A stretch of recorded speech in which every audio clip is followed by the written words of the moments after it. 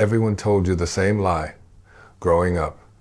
They said happiness comes from being needed, from being wanted, from being surrounded by people who can't live without you. They measured your worth by your social calendar, by how many people called you, by how uncomfortable you looked when you had to eat lunch alone. But what if they were wrong? What if the secret to your best life isn't found in being everything to everyone? What if it's found in the one place you've been taught to fear most? The place where it's just you, only you, completely you. You're not alone in questioning this. Millions of people are asking the same question right now. They're sitting in their apartments, their houses, their small spaces, wondering if choosing solitude is the path to their highest self or if it's just another form of hiding. I want you to listen carefully to what I'm about to share with you. Because what I've discovered about living alone might change everything you think you know about happiness, about growth, and about the kind of life that's actually worth living. The truth is, most people never learn to be alone with themselves. They jump from relationship to relationship, from living situation to living situation, always needing someone else to validate their existence, always needing external noise to drown out the voice inside. But you're different. You're here because some part of you knows there's something profound about solitude. Something that goes beyond just having your own space. Let me tell you what that something island. When you live alone, really alone, you're forced to confront the person you've been avoiding your entire life, yourself. Not the version of yourself you present to others.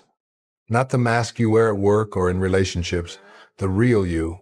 The one who shows up when no one is watching. This is where most people panic. This is where they fill their lives with distractions, with constant activity, with anything that keeps them from sitting still long enough to hear their own thoughts. But here's what they don't understand. Here's what you're about to discover. That voice inside you, the one you've been running from, it's not your enemy. It's your greatest teacher. Think about the last time you were completely alone, not just physically, but emotionally. No phone calls to make, no social media to check, no obligations pulling you in different directions, just you in a quiet space with nothing but your own presence. What happened? Did you feel peaceful or did you feel anxious? If you felt anxious, you're normal. Most people do, because somewhere along the way, we learned to fear our own company. We learned to believe that being alone means being lonely, that solitude equals sadness. But this is the biggest lie you've ever been told. Loneliness and solitude are not the same thing. Loneliness is what happens when you don't know how to be with yourself. Solitude is what happens when you do. When you truly understand this difference, everything changes. Your whole relationship with yourself shifts. Your whole understanding of what it means to live a fulfilling life transforms. You see, when you live with others, you're constantly adapting. You're constantly adjusting your behavior, your schedule, your very way of being to accommodate someone else's needs, someone else's preferences, someone else's energy. There's nothing wrong with this. It's part of being human, part of loving others, part of building meaningful relationships. But here's what you lose in that process. You lose touch with your own rhythm, your own preferences, your own natural way of moving through the world. You forget what it feels like to eat when you're hungry, not when someone else's island. To sleep when you're tired, not when someone else's schedule dictates. To pursue your interests without having to explain or justify them to anyone else. You forget what your own voice sounds like when it's not competing with someone else's. This is not about being selfish. This is about being authentic. This is about remembering who you are when you're not trying to be who someone else needs you to be. But let me warn you about something. Because living alone, true solitude, comes with psychological dangers that most people aren't prepared for. The first danger is isolation. Not physical isolation, but emotional isolation. When you live alone, it's easy to convince yourself that you don't need anyone, that you're completely self-sufficient, that human connection is optional. This is a trap. A seductive one, because there's something intoxicating about not having to deal with other people's problems, other people's emotions, other people's needs. But here's the truth, you need other people. Not to complete you, not to validate you, but to challenge you, to reflect parts of yourself back to you that you can't see on your own, to remind you that you're part of something larger than yourself. When you isolate yourself emotionally, you start to lose perspective. Your own thoughts become the only reality. Your own problems become the entire universe. Your own way of seeing things becomes the only way. This is how people who live alone sometimes become eccentric, rigid, unable to adapt to others. They lose the ability to compromise, to consider other viewpoints, to recognize when they're wrong. Watch for this in yourself. If you find that you're becoming increasingly intolerant of others, increasingly convinced that your way is the only way, increasingly uncomfortable with anyone disrupting your routines, you're heading toward isolation, not healthy solitude. The second danger is avoidance. Some people choose to live alone not because they're drawn to solitude, but because they're running from intimacy. They're afraid of being seen, afraid of being vulnerable, afraid of being hurt. Living alone becomes their shield, their way of protecting themselves from the messiness of human relationships, from the risk of disappointment, rejection, betrayal. But this kind of living alone isn't freedom, it's prison. A comfortable prison, maybe, but a prison nonetheless. If you're using solitude to avoid dealing with your emotional patterns, your attachment issues, your fear of intimacy, you're not growing, you're just hiding. And hiding never leads to your best life. Ask yourself honestly, are you choosing to live alone because it genuinely serves your growth and well-being? Or are you choosing it because you're afraid of what might happen if you let someone get too close? The third danger is stagnation. When you live alone, there's no external pressure to change, to grow, to challenge yourself. No one pointing out your blind spots. No one pushing you out of your comfort zone. This can feel liberating at first. No one nagging you to improve. No one questioning your choices. No one making you face uncomfortable truths about yourself. But growth requires friction. It requires challenge. It requires someone or something pushing against your current way of being. When you live alone, you have to become your own source of challenge, your own source of growth. You have to consciously choose to push yourself, to question yourself, to evolve. Most people aren't disciplined enough to do this. They get comfortable, they stop growing. They become smaller versions of themselves, not larger ones. So if you're going to live alone, you must commit to continuous self-examination. You must actively seek out experiences that challenge you. You must be willing to question your own assumptions, your own beliefs, your own patterns, because if you don't, your solitude will become stagnation, and stagnation is the opposite of your best life. Now, let me tell you about the transformation that's possible when you approach solitude with awareness, with intention, with courage. When you truly learn to be alone with yourself, something magical happens. You stop needing external validation. You stop looking to others to tell you who you are, what you're worth, whether you're on the right path. You develop what I call inner authority. The ability to trust your own judgment, your own instincts, your own sense of what's right for you. This doesn't mean you become arrogant or close-minded. It means you develop the confidence to listen to your own inner wisdom even when it contradicts what everyone else is telling you. You learn to distinguish between the voice of your authentic self and the voices of conditioning, of fear, of societal pressure. You learn to hear what your soul is actually calling for, not what you think it should be calling for. This inner authority becomes your compass. It guides you toward choices that align with your deepest values, your truest nature, your highest potential. But developing inner authority requires time alone, quiet time, reflective time. Time when you're not being influenced by others, not trying to please others, not performing for others. It requires you to sit with your thoughts, your feelings, your desires, without immediately acting on them or sharing them or seeking approval for them. It requires you to learn to trust your own experience. Most people never develop this inner authority because they're never alone long enough to hear their own voice. They're constantly surrounded by other people's opinions, other people's expectations, other people's energy. They go from their family's influence to their friends' influence, to their partner's influence, to their children's influence, never taking the time to discover what they actually think, what they actually want, what they actually believe.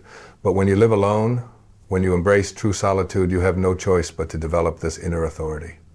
And once you have it, everything changes. You stop trying to live up to other people's expectations. You stop choosing based on what you think you should want and start choosing based on what you actually want. You stop seeking permission for your dreams, your choices, your way of being in the world. You give yourself permission. This is when living alone becomes truly powerful. And Not when you're hiding from others, but when you're so secure in yourself that you can be with others without losing yourself. Let me share something with you that might surprise you. The people who are best at being alone are often the people who are best at being in relationships, because they don't need the relationship to complete them. They don't need it to validate them. They don't need it to distract them from themselves. They enter relationships as whole people, bringing their fullness, their authenticity, their inner authority to the connection. They're not looking for someone to save them or fix them or make them happy. They're looking for someone to share their happiness with. This changes everything. When you're not needy, you're not desperate. When you're not desperate, you make better choices. When you make better choices, you attract better people. But this only happens when you've done the inner work that solitude makes possible, when you've learned to be comfortable with yourself, when you've developed a relationship with your own soul. So how do you know if living alone is serving your highest good? How do you know if you're using solitude for growth or for hiding? Pay attention to how you feel when you're alone. Do you feel peaceful, centered, connected to yourself? Or do you feel anxious, depressed, cut off from life? Pay attention to how you feel when you're with others. Do you feel like you're bringing your authentic self to the interaction, or do you feel like you're performing? Do you feel energized by meaningful connection, or do you feel drained by any social interaction? Pay attention to your growth. Are you becoming more self-aware, more emotionally intelligent, more capable of love and creativity, or are you becoming more rigid, more isolated, more afraid? Pay attention to your dreams. Are they expanding? Are you pursuing goals that matter to you, or are you shrinking? Are you playing smaller and smaller? These are the questions that will tell you whether your solitude is serving you or holding you back. But here's the thing. Even if you discover that you've been using solitude to hide, even if you realize that your living alone has become a form of avoidance, it's not too late to change course. You can transform your relationship with solitude. You can learn to use your alone time for growth instead of stagnation. You can learn to be alone without being lonely. It starts with honesty, brutal honesty with yourself about why you're really choosing to live alone, about what you're hoping to gain, about what you're afraid of losing. It continues with intention. Making conscious choices about how you use your alone time, choosing growth over comfort, choosing challenge over complacency, choosing expansion over contraction. And it requires courage. The courage to face whatever comes up when you're truly alone with yourself. The courage to feel your feelings without numbing them. The courage to hear your thoughts without judging them. The courage to see your patterns without defending them. This is the real work of solitude. Not just living alone, but living consciously. Not just being by yourself, but being with yourself.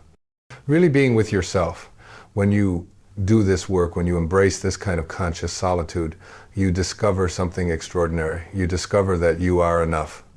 Not because you don't need anyone else, but because you have everything you need within you to be happy, to be fulfilled, to be at peace. This doesn't mean you won't want relationships. It doesn't mean you won't value connection. It means you'll approach relationships from a place of wholeness rather than neediness, from a place of choice rather than desperation. And this changes everything, because when you know you're enough, you stop settling. You stop accepting less than you deserve. You stop trying to force relationships that don't serve you. You wait for connections that enhance your life rather than complete it. You choose people who appreciate your authentic self rather than trying to change it. You create relationships that are based on mutual growth rather than mutual dependency. Relationships that make both people bigger rather than smaller. But this only becomes possible when you've learned to be alone, really alone, comfortably alone, purposefully alone. So I want to ask you something, and I want you to answer honestly, even if the answer is uncomfortable, even if the answer challenges everything you thought you knew about yourself. Are you living alone because it's your path to growth? Or are you living alone because you're afraid of being hurt? Are you using solitude to connect more deeply with yourself? Or are you using it to avoid connecting with others? Are you becoming more of who you're meant to be in your alone time, or are you becoming less? Your answer to these questions will determine whether living alone is the secret to your best life or just another way of playing small. Because here's what I know for certain. Your best life isn't about the external circumstances you create. It's not about whether you live alone or with others. It's not about whether you're single or partnered.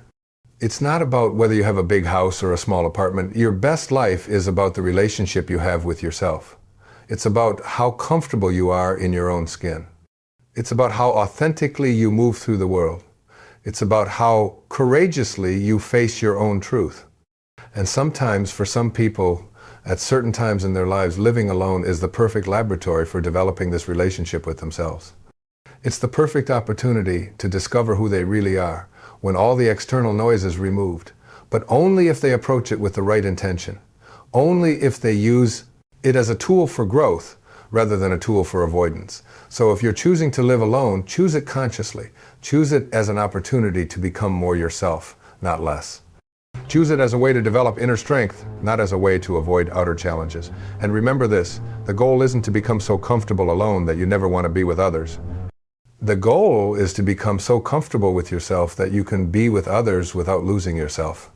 The goal is to develop such a strong sense of who you are that you can enter any relationship, any social situation, any life circumstance and remain authentic. Remain true to your own values, your own vision, your own voice. This is what living alone can teach you, if you let it. This is the secret it holds. Not that you don't need others, but that you don't need to compromise your essential self to be with others. When you truly understand this, when you embody this, when you live from this place of inner authority and authentic self-knowledge, then yes, living alone can be the secret to your best life. Not because being alone is better than being with others, but because knowing yourself is the foundation of everything else. Because being comfortable with yourself is the prerequisite for being genuinely comfortable with others.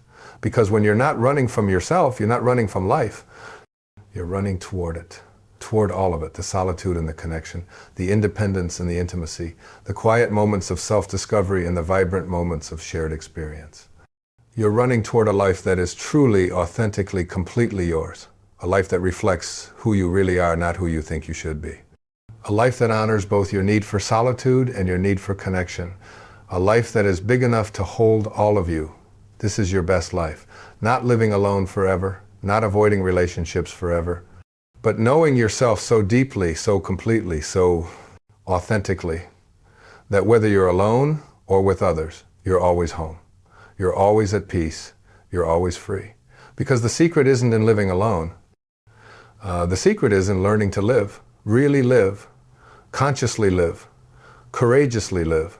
And sometimes, for some of us, that journey begins in solitude, in the quiet spaces where we can finally hear our own voice, where we can finally feel our own heartbeat, where we can finally remember who we were before the world told us who to be.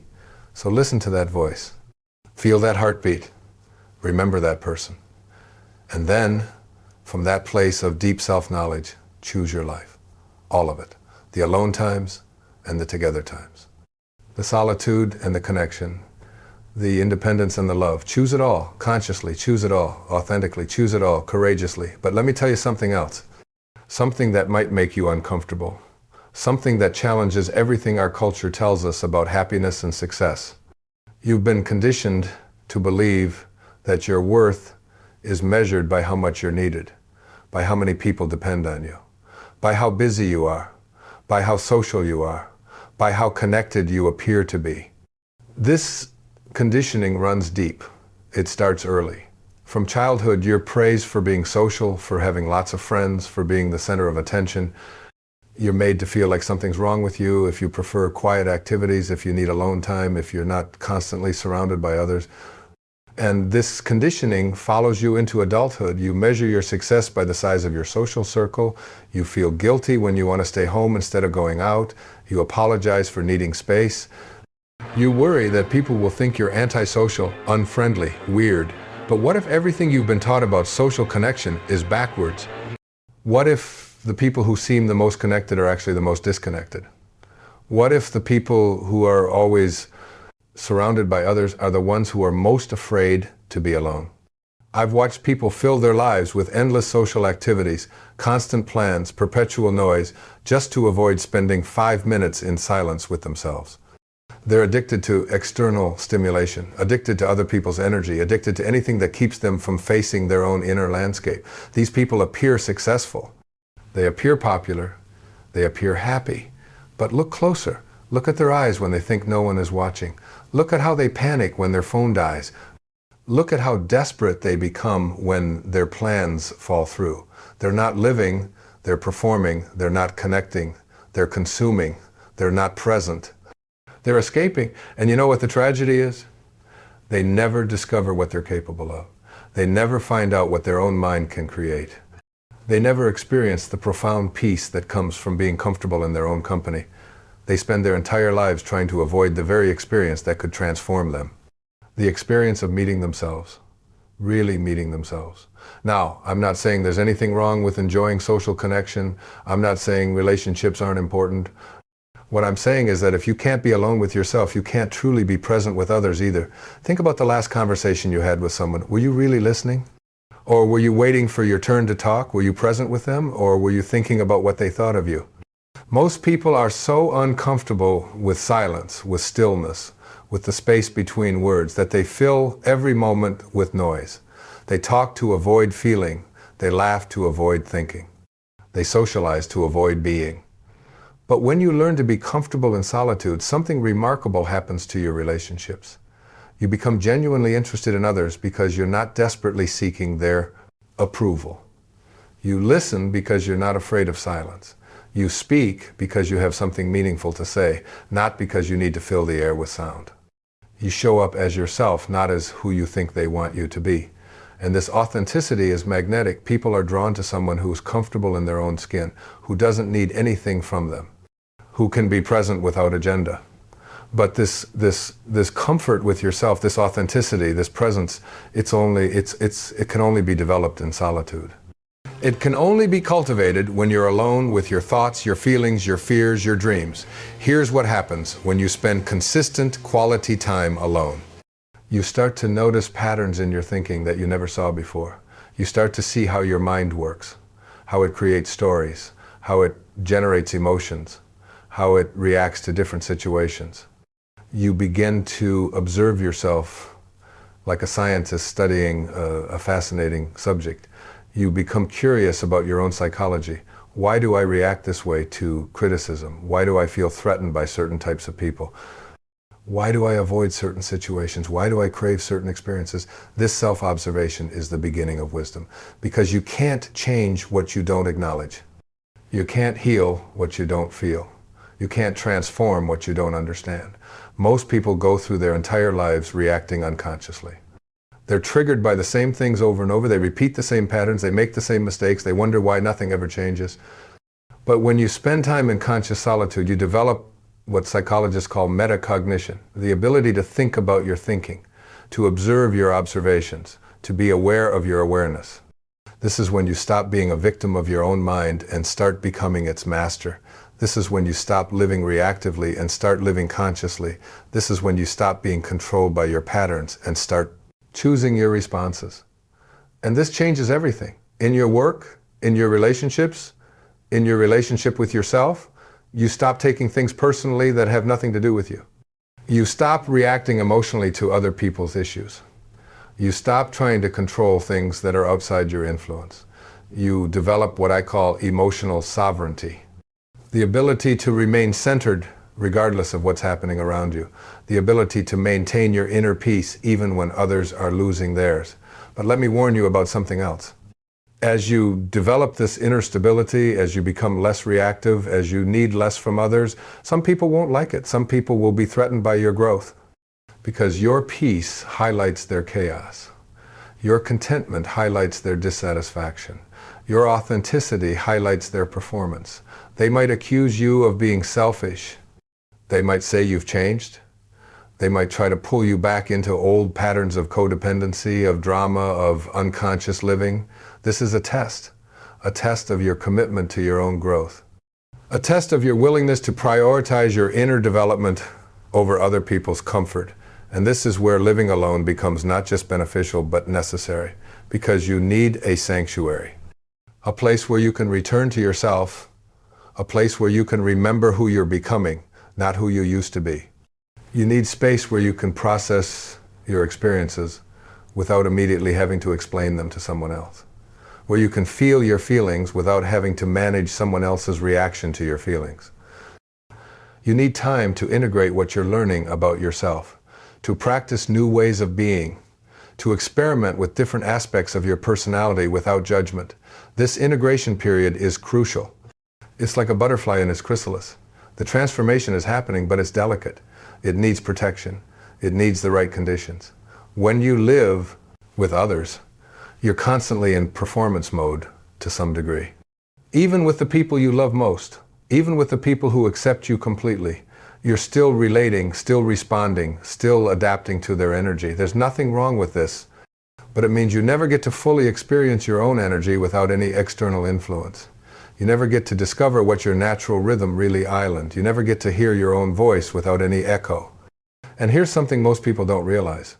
Your creative potential, your deepest insights, your most profound realizations often come in moments of complete solitude. In moments when your mind is not busy processing other people's needs, other people's emotions, other people's expectations.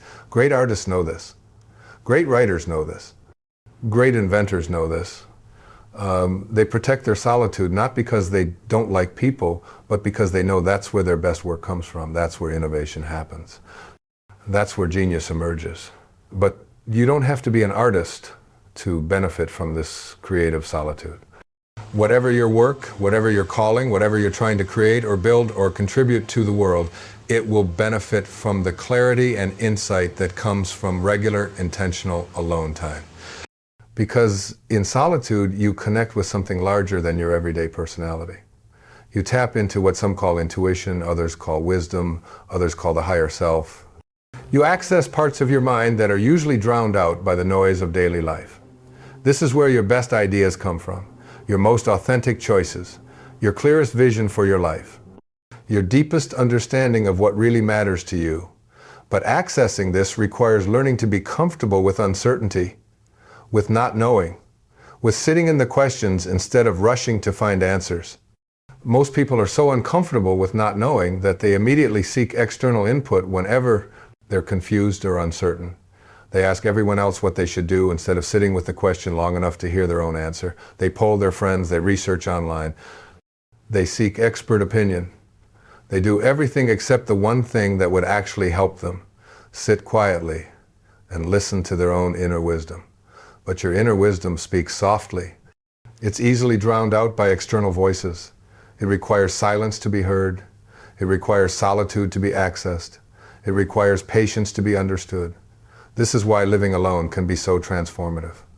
Not because isolation is good for you, but because the quality of silence and space it provides allows you to hear yourself think, allows you to feel what you really feel, allows you to want what you really want. And when you know what you really want, when you trust your own desires, when you honor your own values, you make different choices, better choices. Choices that align with your authentic self instead of your conditioned self. You stop trying to impress people who don't really matter to you. You stop pursuing goals that don't actually fulfill you. You stop maintaining relationships that drain your energy instead of nourishing it. You start saying no to things that don't serve your highest good. You start saying yes to opportunities that excite your soul. You start creating a life that reflects who you actually are, not who you think you should be. This is the real gift of conscious solitude. Not that it makes you antisocial, but that it makes you authentically social. Not that it makes you selfish, but that it helps you understand what truly serves both you and others. Because when you're living authentically, when you're honoring your true nature, you have so much more to give. You're not constantly depleted by trying to be someone you're not. You're energized by being who you are. You show up in your relationships as a full person. You contribute from overflow, not from emptiness. You give because you want to, not because you need to be needed. This is how you create the kind of connections that actually fulfill you. Not by being everything to everyone, but by being authentically yourself with the right people. The people who appreciate your realness. The people who value your truth. The people who celebrate your growth instead of fearing it. Here's how you know if you're ready for your best life. Can you sit in complete silence for 30 minutes without reaching for a distraction? Can you eat a meal alone without checking your phone? Can you go to sleep without noise in the background? If you can't, you're not ready, you're still running, still avoiding, still afraid of meeting the most important person in your life. But if you can, if you're brave enough to face that silence, that solitude, that pure encounter with yourself, then everything changes. Because that's where your real life begins. Not when you find the right person, not when you get the right job, not when everything external falls into place, but when you finally come home to yourself. This is how you create a life worth living. This is how you discover if living alone is the secret to your best life. Not by avoiding the question, not by following someone else's answer, but by going deep enough within yourself to find your own truth, and then having the courage to live it.